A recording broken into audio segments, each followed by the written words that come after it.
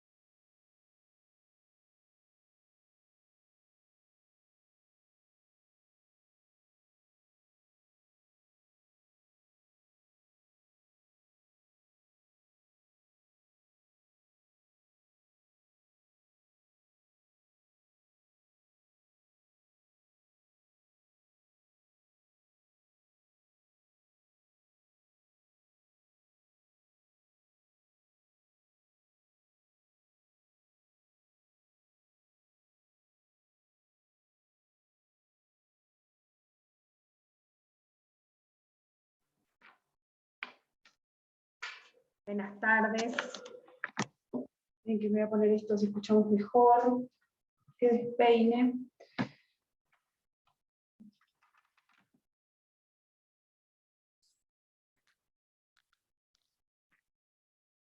¿Cómo les va? Buenas tardes a todos y a todas. Hola, buenas tardes. Buenas tardes. Bueno, vamos a empezar con la clase del día de hoy, que es investidura en la calidad de heredero. Y como es una clase corta, quiero hacer un repaso a vuelo de pájaro de la clase del lunes, que Yamila les avisó que no pude llegar en virtud de que estaba en el turno en el juzgado. Clásicas cuestiones que se presentan en el juzgado de familia con las violencias en el momento del turno. Por eso pido disculpas de no haber podido estar en el Zoom. Pero quiero hacer un repaso en relación a la clase del día lunes, por si les quedó algún tipo de duda. Empecemos con la clase de hoy entonces, que es investidura. Voy a compartir pantalla.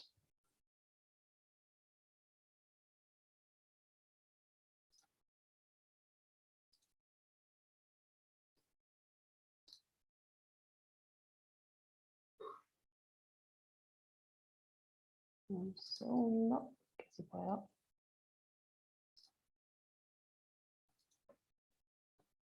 Muy bien. Bueno. Investidura en la calidad de heredero.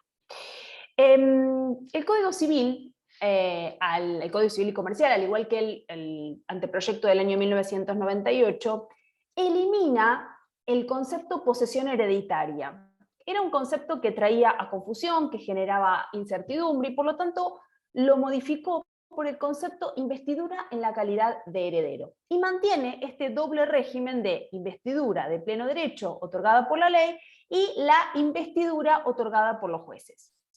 La investidura de la calidad de heredero se regula en el Código Civil y mantiene la diferencia entre el investido de pleno derecho, es decir, el descendiente, el ascendiente y el cónyuge, en relación a los demás herederos, llámese colaterales y herederos instituidos en testamento, que deben solicitar esta calidad o el reconocimiento de esta calidad a los jueces.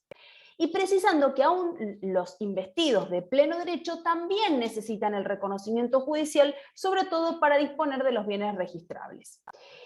¿Qué es la investidura en la calidad de heredero? Es el reconocimiento de la calidad de heredero de pleno derecho por voluntad de la ley 2337, es decir, los de pleno derecho, o por una declaración judicial, serían los colaterales y los herederos instituidos en el testamento. Se me fue. Esa es la distinción que existe. El artículo 2337 dice: investidura de pleno derecho. Si la sucesión tiene lugar entre ascendientes, descendientes y cónyuge, el heredero queda investido de su calidad de tal desde el día de la muerte del causante, sin ninguna formalidad o intervención de los jueces, aunque ignore la apertura de la sucesión y su llamamiento a la herencia. Puede ejercer todas las acciones transmisibles que correspondían al causante. No obstante, a los fines de la transferencia de los bienes registrables, su investidura debe ser reconocido mediante declaratoria judicial de herederos. Me quedo fuera de la filmina, pero eso es lo que dice. El artículo siguiente, el 2338, dispone cuáles son las facultades judiciales. En la sucesión de los colaterales, corresponde al juez del juicio sucesorio investir a los herederos de su carácter de tales, previa justificación del fallecimiento del causante y del título hereditario invocado. En las sucesiones testamentarias, la investidura resulta de la declaración de validez formal del testamento, excepto para los herederos enumerados en el primer párrafo del 2337, ¿sí? Ascendientes, descendientes y cónyuge. Entonces, el 2338 lo que dispone es que la investidura de pleno derecho para estos herederos funciona igual en el supuesto de las sucesiones testamentarias, es decir, ambos requieren la investidura, ya sea de pleno derecho o derivada u ordenada por el juez. La investidura entonces reviste a una persona de la calidad de estado de heredero, de forma que es oponible a todo el resto de las personas. y esto es con el objeto de que sea públicamente conocido, dándole así garantía a aquellos terceros que ejercen sus derechos, que puedan reconocer cuál es su calidad y sea propenso para la seguridad jurídica. Por lo tanto, la investidura es el reconocimiento de la calidad de heredero de pleno derecho o por la voluntad de la judicial. Vamos a iniciar con la investidura de pleno derecho. Dice el 2337, reiteramos que si la sucesión tiene lugar entre ascendiente, descendiente y cónyuge, el heredero queda investido de su calidad de tal desde el día de la muerte del causante, sin ninguna formalidad o intervención de los jueces, aunque ignore la apertura de la sucesión y su llamamiento a la herencia. Es decir, puede ejercer todas las acciones transmisibles que correspondían al causante. No obstante, a los fines de la transferencia de los bienes registrables, su investidura debe ser reconocida mediante la declaratoria judicial de herederos. Esto es importante porque nosotros tenemos que pensar que para vender o para transmitir un bien, yo igualmente, aunque tenga la calidad de heredero desde el momento mismo de la muerte del causante, requiero de un título jurídico. ¿Y por qué requiero un título jurídico? Porque yo eso tengo que registrarlo para darle una cadena lógica al bien. Y la única manera en la cual puedo generar esa situación es con un reconocimiento judicial. Entonces, esta norma, el 2337, lo que trasunta, lo que transcripta, es que otorga la investidura de pleno derecho desde el día de la muerte del causante, ¿a quiénes? A los herederos forzosos. ¿Quiénes son los herederos forzosos? Los descendientes, los ascendientes y el cónyuge, sin ningún tipo de formalidad o de intervención de los jueces, y aunque ignoren la apertura de la sucesión y su llamamiento a la herencia. Esta adquisición de pleno derecho implica que la investidura se transmite al heredero desde el momento de la muerte del causante, sin necesidad de ningún tipo de formalidad.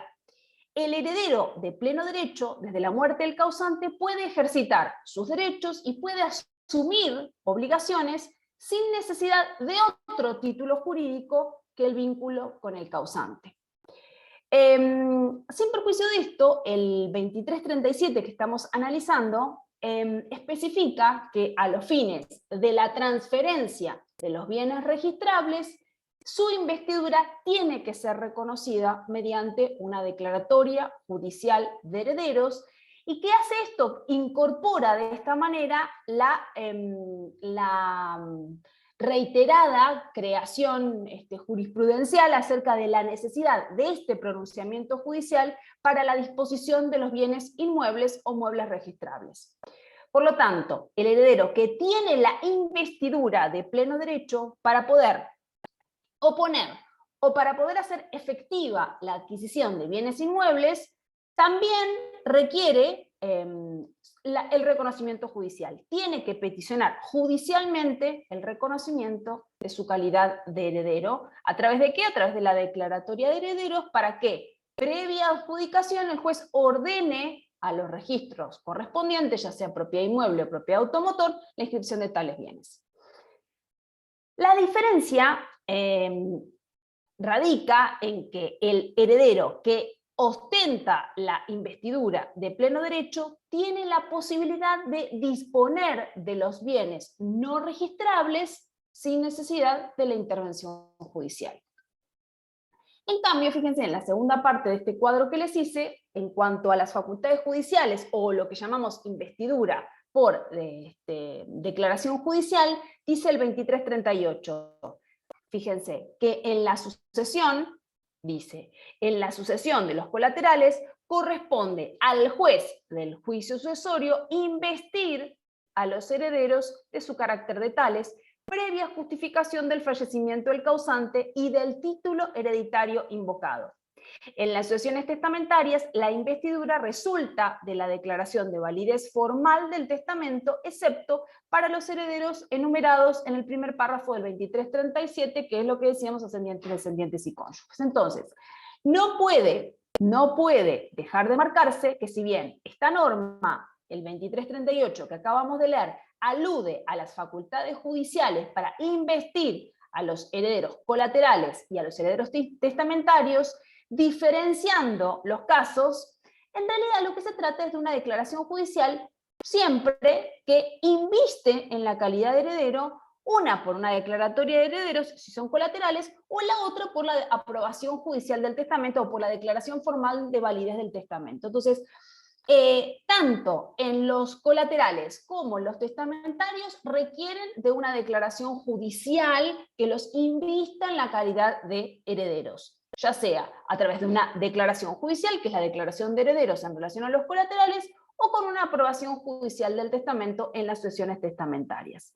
Por lo tanto, este artículo, el 2338, lo que hace es determina, regula las facultades judiciales en las sucesiones de los colaterales y en las sucesiones testamentarias, a los fines de investir a los herederos en su calidad de herederos, justamente, mediante la declaratoria de herederos o mediante la aprobación del testamento.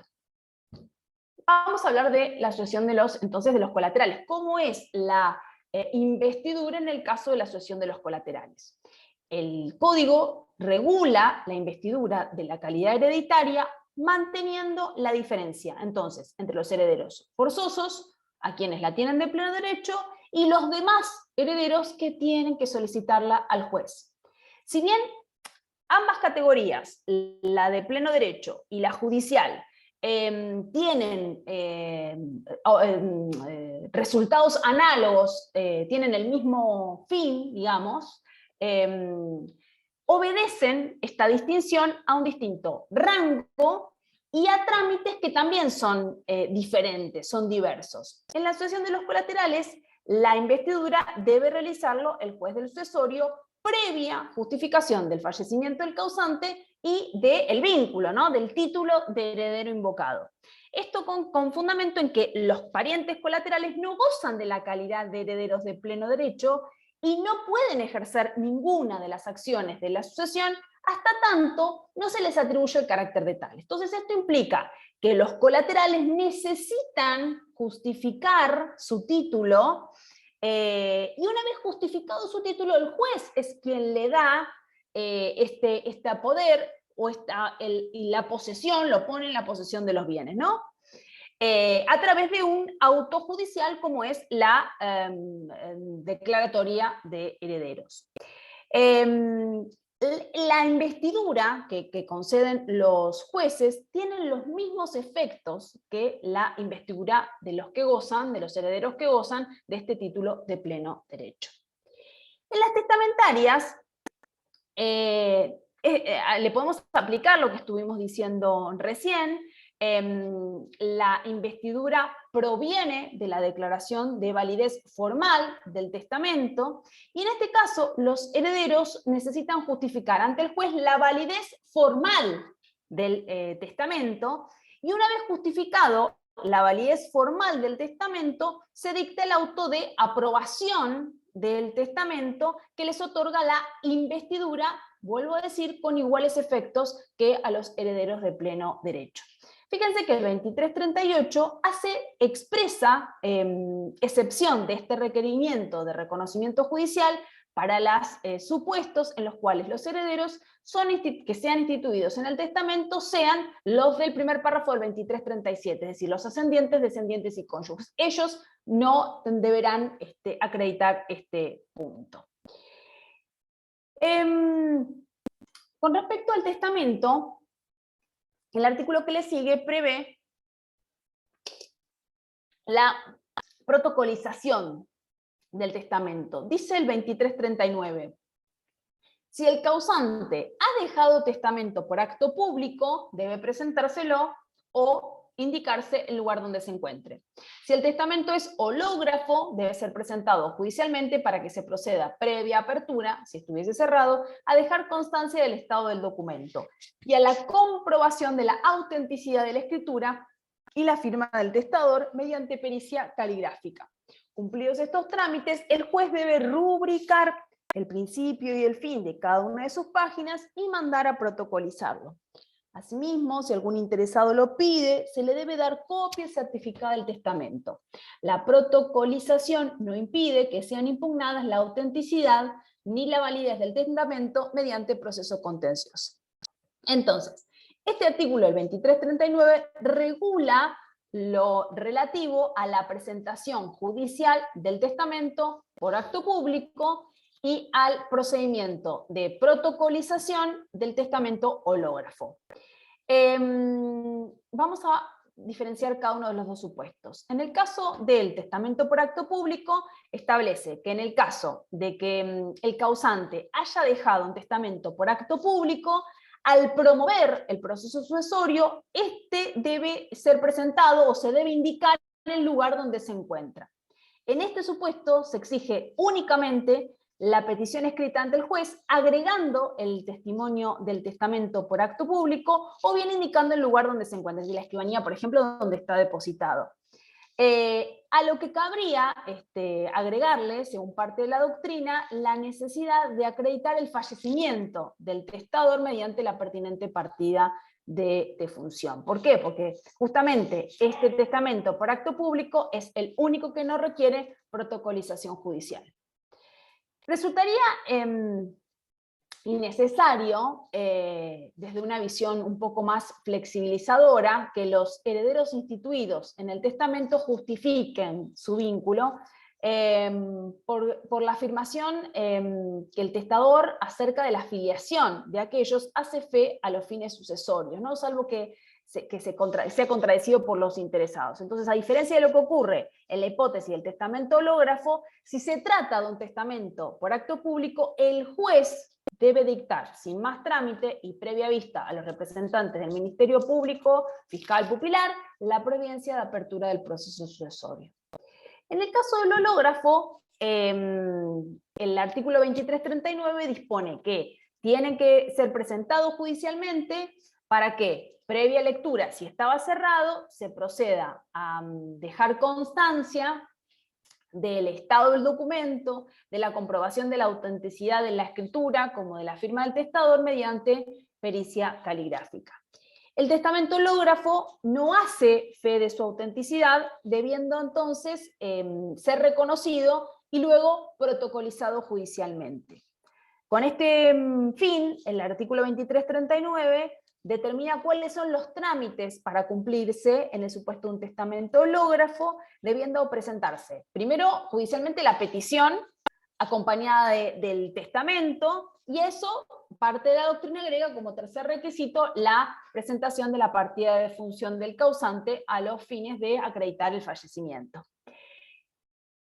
Una vez que está admitida la petición, el juez debe proceder a dejar constancia del estado del documento y a la comprobación de la autenticidad de la escritura y de la firma del testador.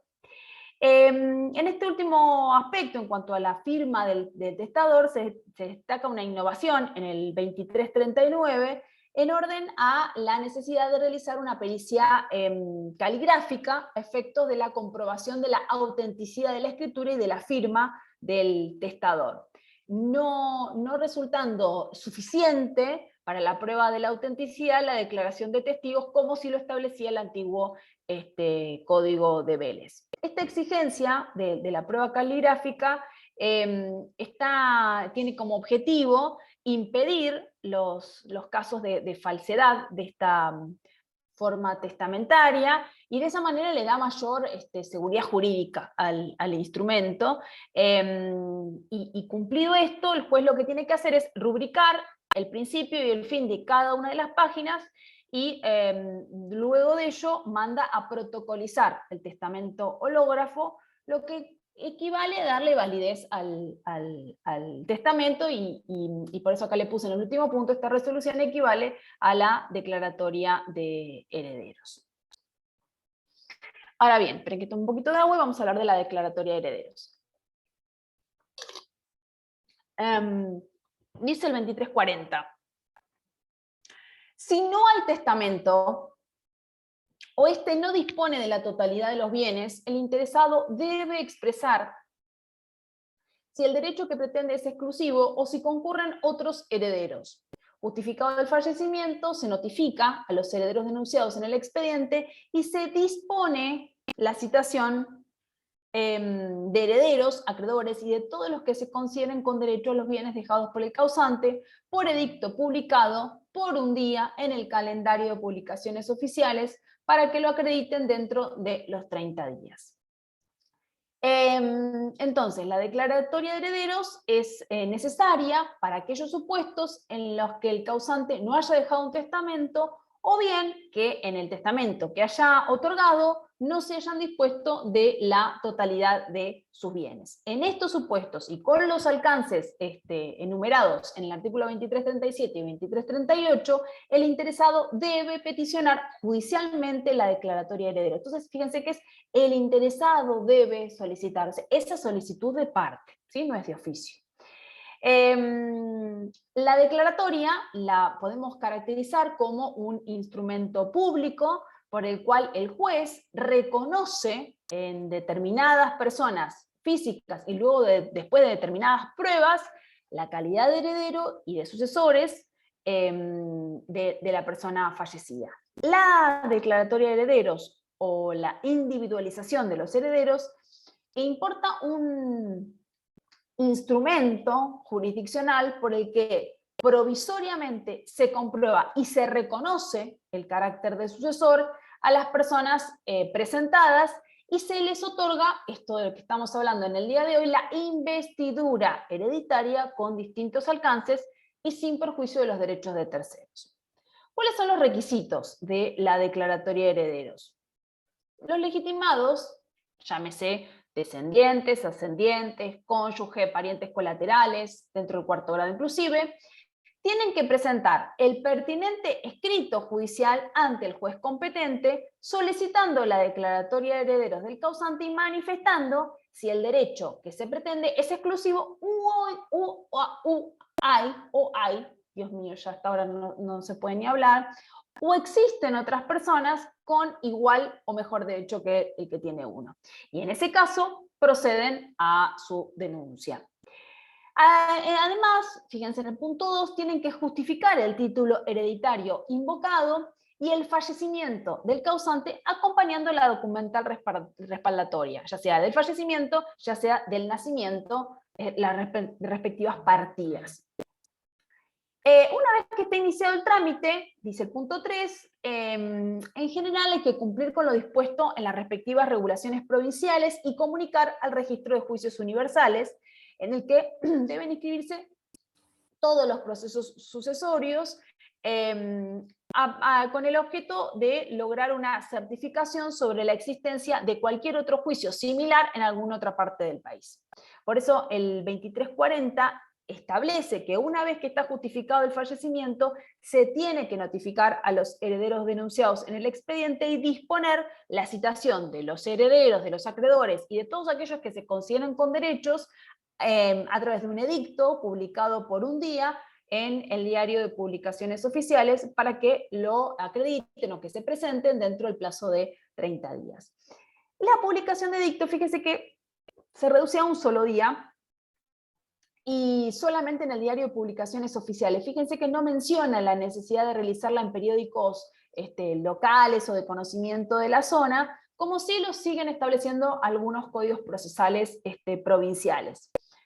Ustedes sabrán que a nivel de la provincia de Buenos Aires específicamente hay un anteproyecto de modificación del CPC, en el cual es muy innovador en muchas materias. Así que en poco tiempo, si todo sigue más o menos como está pensado, también se actualizará el CPC, que está, comparado con el Código Civil, absolutamente de modé. Bueno, vencido el plazo de 30 días, el juez debe dictar la declaratoria de herederos a favor de quienes hubiesen acreditado su vínculo. El juez, actuando de acuerdo a la documentación que existe en el expediente, es decir, las partidas de nacimiento, de matrimonio y la partida de función, y todas las diligencias realizadas, fíjense que con la publicación de edictos se pueden presentar otros interesados, determina la presentación de otros interesados o no, y va a declarar quiénes son los únicos causahabientes del causante. Con la declaratoria de herederos solo puede dictarse a favor de quienes se hayan presentado en el expediente, hayan acreditado el vínculo y consecuentemente su vocación hereditaria, o en su defecto hayan sido reconocidos, y no se lo puede incluir a aquellos que no se hubiesen presentado. Si bien, si uno denuncia a herederos que no se presentan, no van a ser incluidos dentro de la declaratoria de herederos. El juez se limita a verificar formalmente la calidad hereditaria, y la resolución que se dicta sabemos que no causa estado ni adquiere eficacia de cosa juzgada material, porque no configura una sentencia la declaratoria de herederos, no configura una sentencia que ponga fin a un conflicto entre las partes, por eso es posible su ampliación. Hace cosa juzgada en sentido material, más no en sentido formal. Bueno, fíjense que es muy cortita la clase del día de hoy. Esperen que dejo de compartir pantalla para que hagamos un breve resumen de lo que estuvimos viendo hasta recién.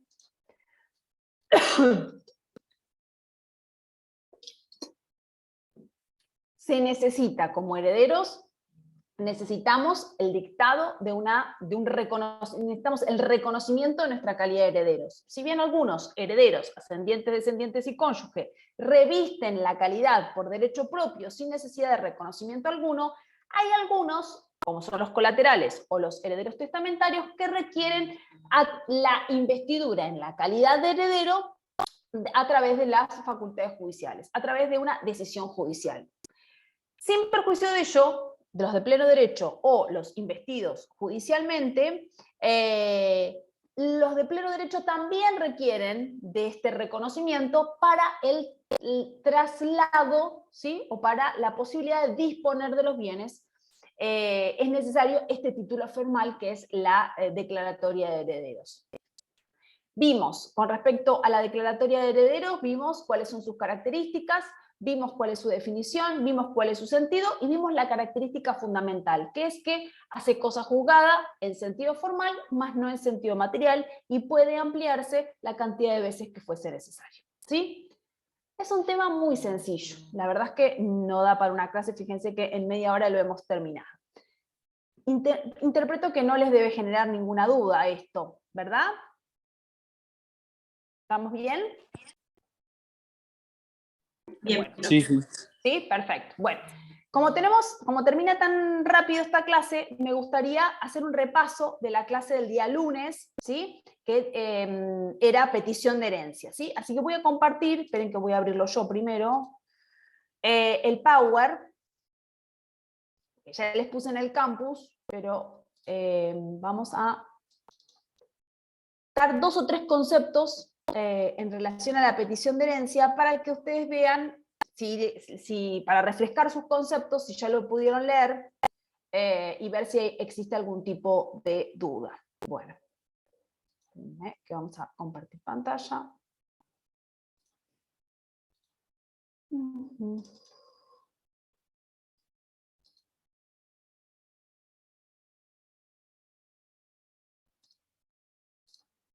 Bueno, no vamos a ver toda la clase entera porque va a ser muy largo, pero fíjense, esperen que me achico las caritas acá. Fíjense qué estamos hablando cuando hablamos de la acción de petición de herencia. Cuando hablamos de la acción de petición de herencia, estamos reclamando, vamos a usar la lógica, acción de petición de herencia. Lo que yo le estoy diciendo al juez es, señor juez, mire, yo tengo el mismo o tengo mayor derecho que aquella persona que está en posesión de los bienes. Entonces yo estoy reclamando 2 cosas. Primero, el reconocimiento en mi calidad de heredero concurrente o excluyente, y además, ¿qué consecuencia va a tener el reconocimiento de mi calidad de heredero? Además, que me entregue el total o una porción correspondiente a mi título de los bienes que se encontraran en posesión del heredero aparente. Aparece esta figura, ¿no? La del heredero aparente. Por eso dice que es una de las principales acciones del proceso sucesorio mediante la cual se intenta proteger la herencia en su consideración unitaria. Es la acción en virtud de la cual el heredero reclama la restitución de todos los bienes hereditarios o de algunos en particular sobre la base del reconocimiento de su calidad de heredero contra quien posee a título de heredero aparente. Entonces, para que proceda la acción de petición de herencia, tiene que plantearse estas dos circunstancias. Que una persona se considere con iguales o con mejores derechos sucesorios que quien ostenta en la actualidad la posesión material de la herencia, y además un segundo elemento que es fundamental, que alguien me niegue mi calidad concurrente o excluyente. Porque si el heredero aparente que se encuentra en la posesión de los bienes dice, tenés razón, sos vos sos el hijo, yo soy un colateral, tomá, no hay discusión, no hay proceso. Aquí el proceso se plantea, o la discusión, o la solicitud judicial, o la necesidad de una resolución judicial se plantea cuando hay alguien que me niega mi calidad concurrente o excluyente de mi vocación hereditaria. Ustedes verán que es una naturaleza jurídica rara la que tiene, o mixta, podríamos decir, la naturaleza jurídica de la acción de petición, porque parecería que es una acción personal porque yo estoy reclamando, para algunos autores es una acción personal porque parece que yo estoy reclamando mi título, el reconocimiento de mi calidad de heredero concurrente o excluyente. Para otro dice sí, pero yo en realidad lo que quiero es que se me entregue esa cantidad de bienes, la totalidad o el determinado porcentaje, por eso su naturaleza es real. Otros autores consideran que es un conglomerado de acciones que primero funciona como un reconocimiento y luego trae como consecuencia la entrega de los bienes. Finalmente, hay otros autores que interpretan que es una acción mixta. ¿Por qué? Porque busca la restitución de los bienes, pero no desconocen la importancia del reconocimiento del título. El Código Civil parecería que ha dejado de lado esta discusión que existía en la doctrina. ¿Por qué? Porque si bien recibe las dos posturas centrales, acción personal, acción real, resaltando que se trata de una acción que procura la entrega de la herencia, pero sobre la base del reconocimiento de la calidad de heredero. Es decir, de la naturaleza jurídica toma estos dos elementos.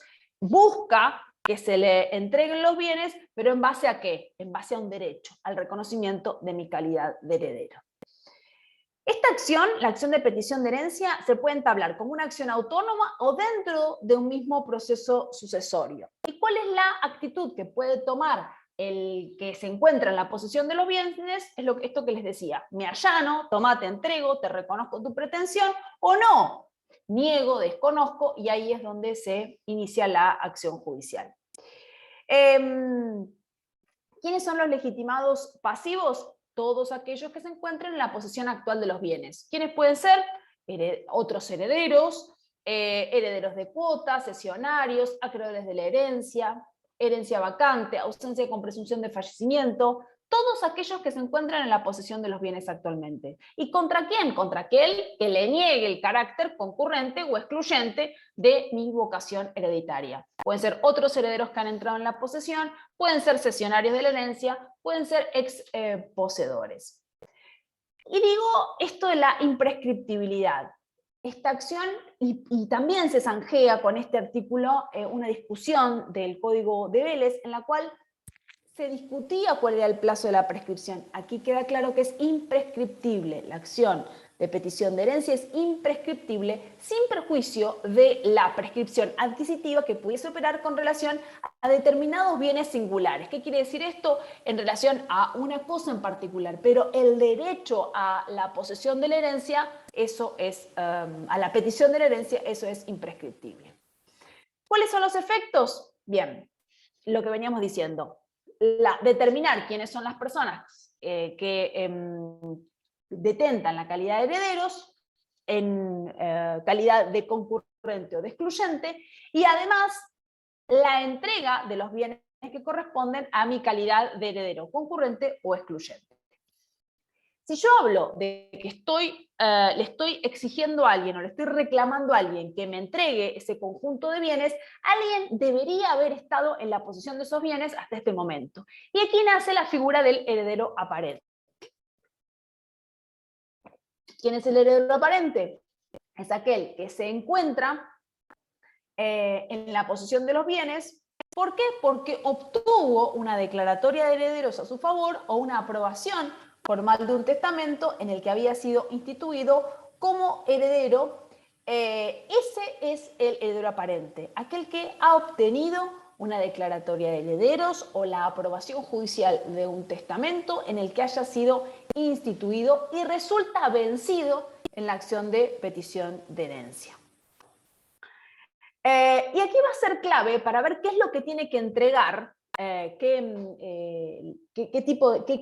cuáles son los bienes que debe entregar el heredero aparente, va a ser determinante su buena o su mala fe. Eso va a determinar la extensión de los bienes que debe reintegrar.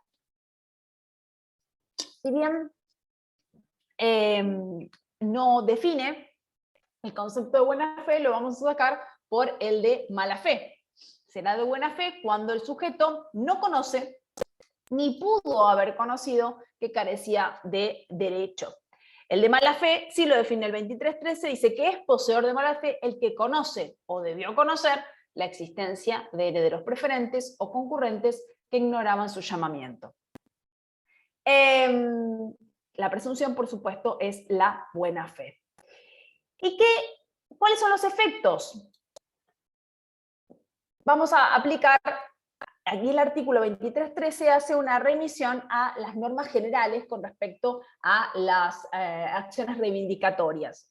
Se aplica a la petición de herencia lo dispuesto sobre la reivindicación en cuanto a las obligaciones del poseedor, de buena o de mala fe, gastos, mejoras, apropiación de frutos y productos, responsabilidad por pérdidas y deterioros. Es poseedor de mala fe el que conoce o debió conocer la existencia de herederos preferentes o concurrentes.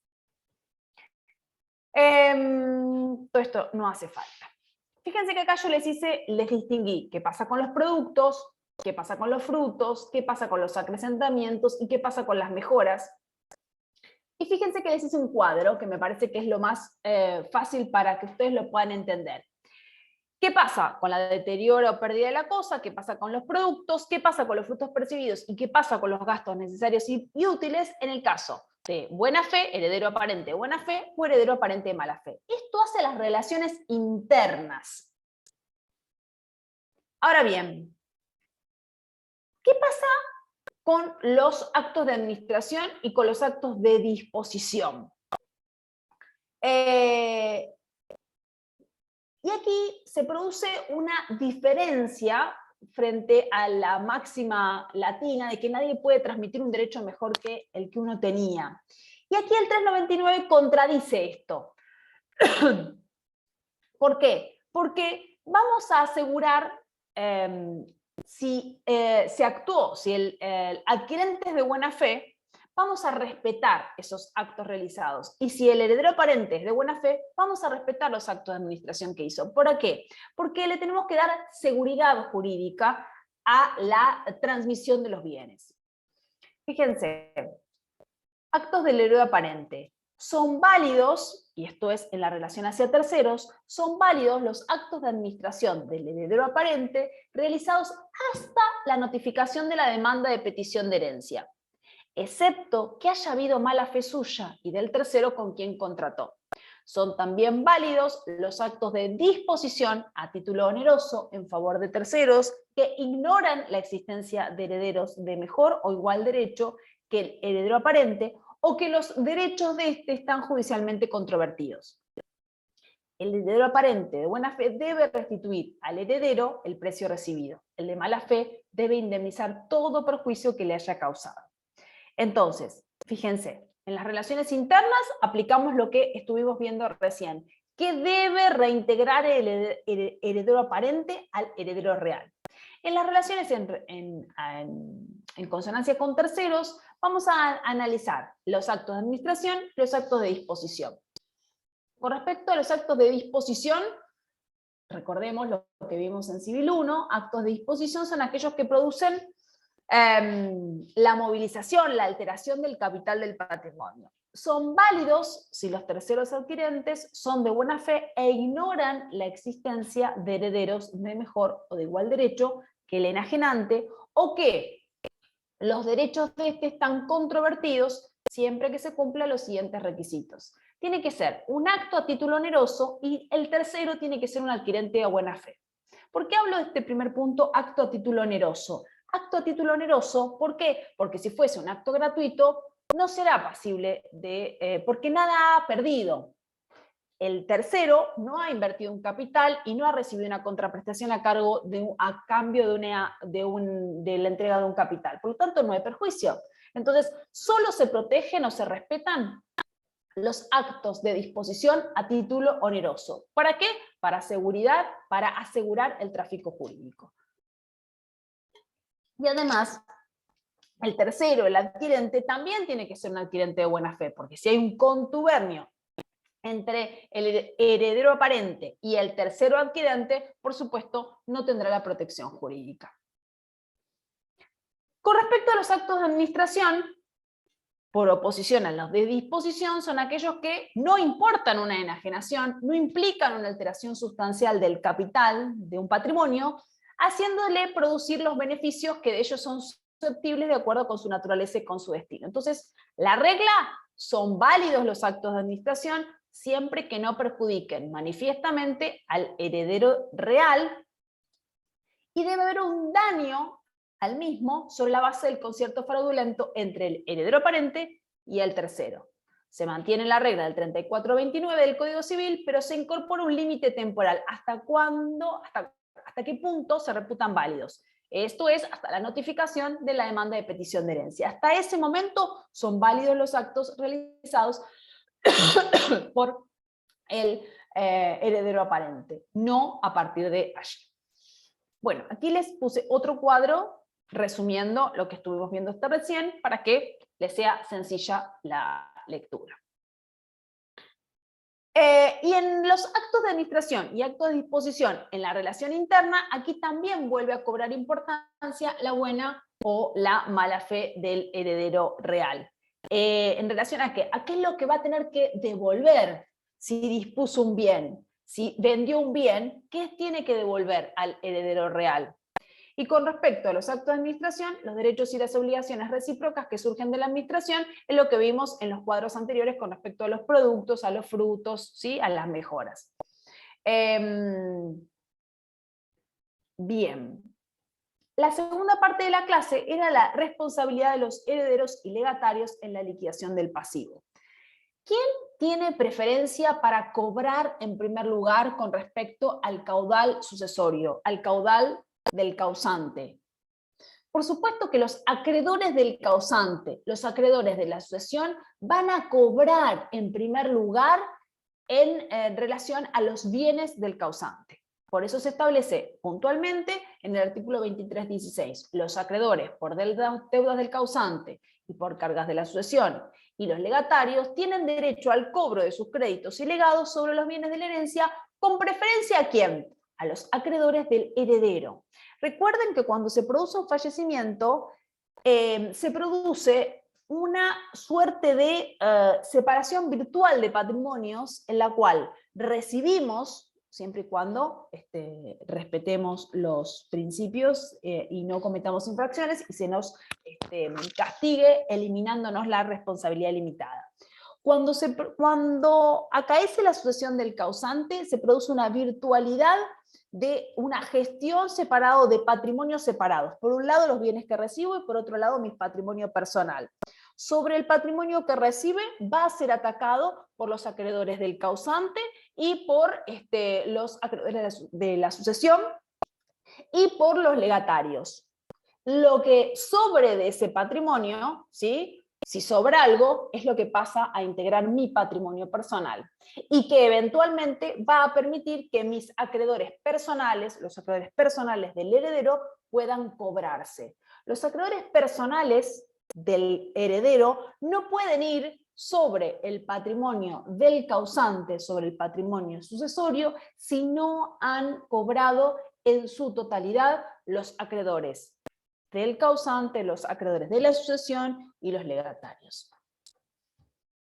Por eso digo que se establece como una especie de separación de patrimonios de pleno derecho, con preferencia de los acreedores del causante, los acreedores por cargas de la sucesión y los legatarios para cobrarse de los bienes de la herencia con prelación a los acreedores de los herederos. Se trata de una consecuencia de la responsabilidad limitada del heredero a los bienes recibidos y a la separación de los bienes personales. ¿Cuál es la extensión de la responsabilidad del heredero? El heredero solo va a responder con los bienes que ha recibido y hasta el valor de la concurrencia de los bienes recibidos. En caso de pluralidad de herederos, estos responden con la masa hereditaria indivisa. Es decir, yo, heredero, respondo hasta el valor, cum viribus hereditatis, hasta el valor de los bienes recibidos, no más allá de eso. Y si fuésemos varios y tenemos bienes indivisos, bueno, respondemos con el conjunto de bienes indivisos. Entonces, ¿cuál es la regla? Se responde con el valor de los bienes recibidos. Si hay un heredero único, y si hay, distingue el artículo, el caso del heredero único y el caso de la pluralidad de herederos. En el primer caso, el heredero queda obligado por las deudas y legados de la sucesión solo hasta la concurrencia del valor de los bienes que lo recibe. El 2317 establece claramente y como principio la responsabilidad limitada intra vires hereditatis del heredero, quien queda obligado por la deuda y legado de la sucesión solo hasta la concurrencia del valor de los bienes hereditarios recibidos. Ya no se distingue entre aceptación pura y simple y aceptación beneficiaria, hay una sola aceptación que es limitada a los bienes recibidos. Por ser continuador de la persona del causante, el heredero será siempre deudor personal de las deudas de la sucesión, pero en proporción a su cuota de la herencia. También, con esa limitación, no más allá del valor de los bienes hereditarios, es que responderá por los legados que hubiese hecho el causante.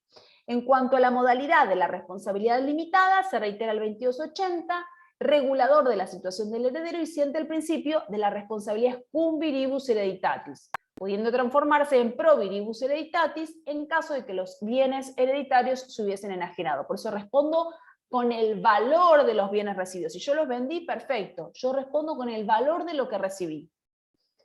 Si hay varios herederos, estos responden con la masa indivisa. La garantía es entonces la totalidad de la masa. Se define la afectación de la masa al pago de las deudas y cargas de la sucesión, pues el patrimonio hereditario en estado de indivisión es la prenda común de los acreedores, quienes pueden ejecutar los bienes para cobrarse. Esto significa que mientras subsista la indivisión, los acreedores deben reclamar el cobro de sus créditos a la sucesión.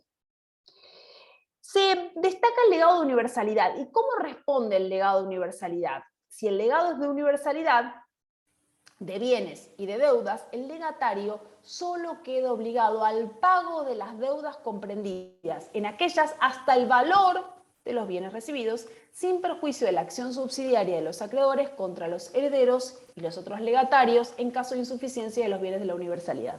Entonces, ¿se puede reclamar las deudas al legatario de una universalidad? Sí, claro, pero va a responder, parece universalidad, parece que está llamado al todo, pero va a responder con los bienes recibidos.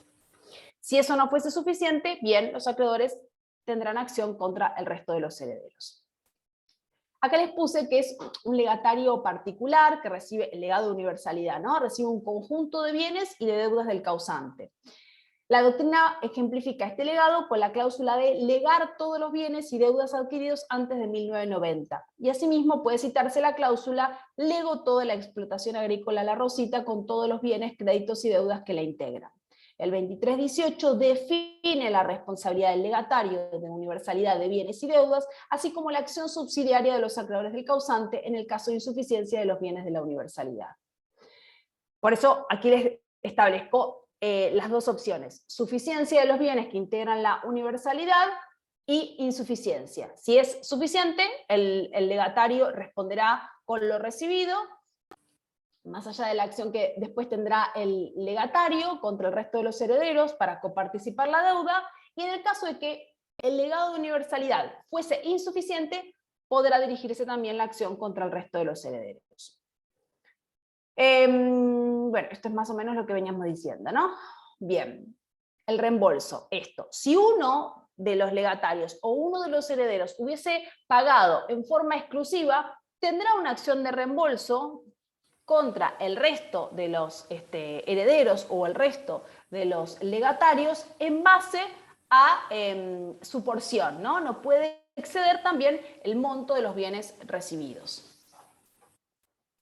Bueno, aquí les hice un cuadro en el cual estaba quiénes son los legitimados activos, quiénes son los legitimados pasivos y qué es el objeto del reembolso.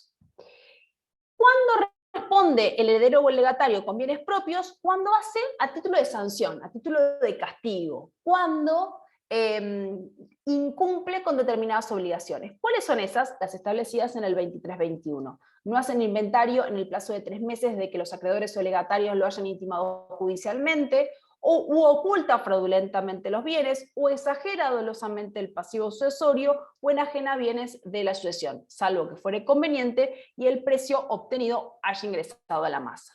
Por lo tanto, la regla es: se responde intra vires hereditatis, limitado a los bienes que recibo.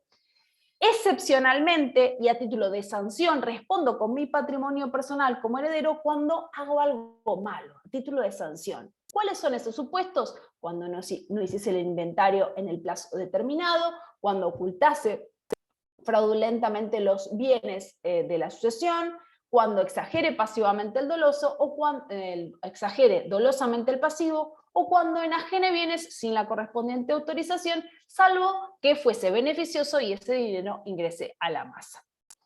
Aquí les hice un desarrollo de cada uno de estos 4 supuestos, están aquí explicados, por si lo quieren estudiar de aquí.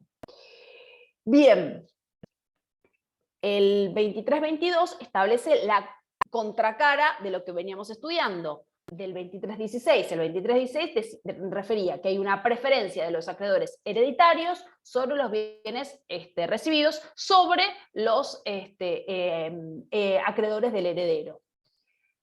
En relación a los bienes del heredero, por supuesto que hay una prioridad de los acreedores del heredero sobre los acreedores del causante. En el hipotético caso que se produjese una confusión de bienes, ¿sí?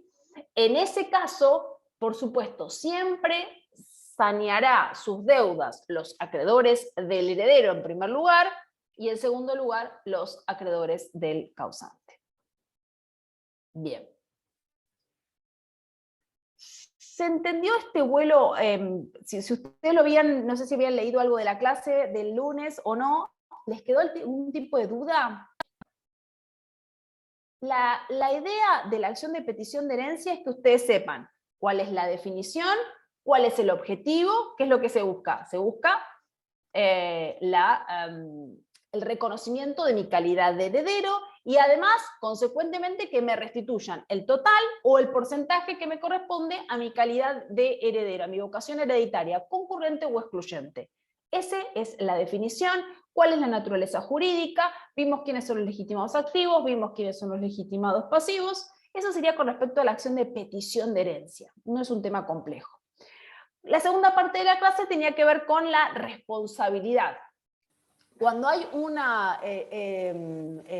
acción de petición de herencia, estoy pensando de que alguien estuvo con esos bienes, alguien estuvo en posesión de esos bienes durante el tiempo que no estuvieron en mi poder. Por lo tanto, se crea la figura del heredero aparente. Vimos la definición de heredero aparente, vimos la importancia de determinar su buena o su mala fe, porque esta va a ser la extensión de lo que debe reparar, de lo que debe devolver.